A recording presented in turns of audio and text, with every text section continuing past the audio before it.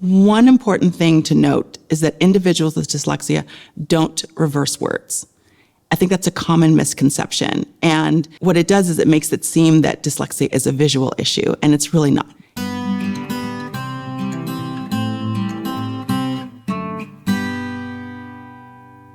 When an individual has dyslexia, they have a lot of difficulty with reading.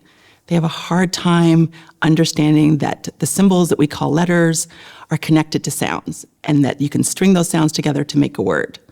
And so it can be incredibly frustrating when you don't understand the code. So it feels like everyone understands a language that you don't.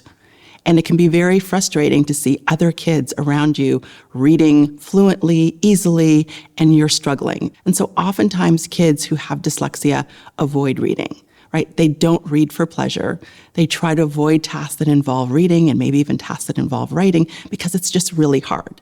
Adults, on the other hand, have had a great deal of time to figure out strategies that help them compensate for areas of difficulty that include reading.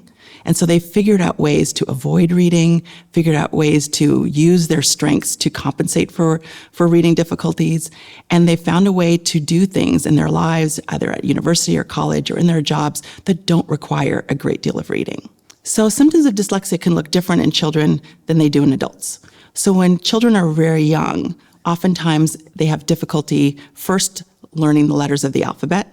They may have difficulty rhyming, hearing the sounds and the similarities between sounds.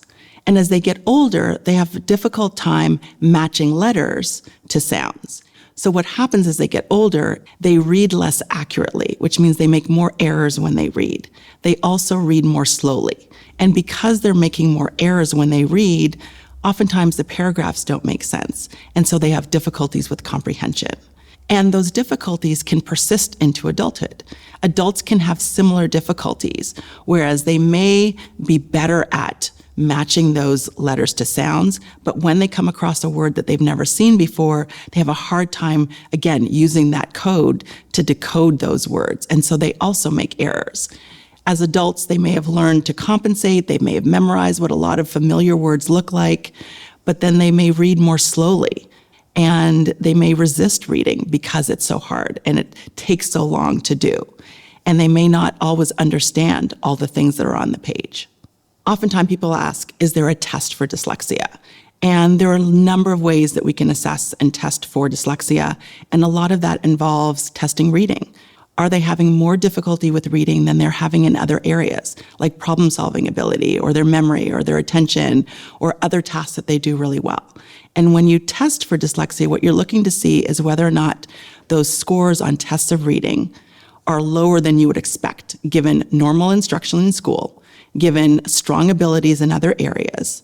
And we want to know if they're having more difficulty than we would expect, because dyslexia really is an unexpected difficulty with reading, and that's what we're testing for.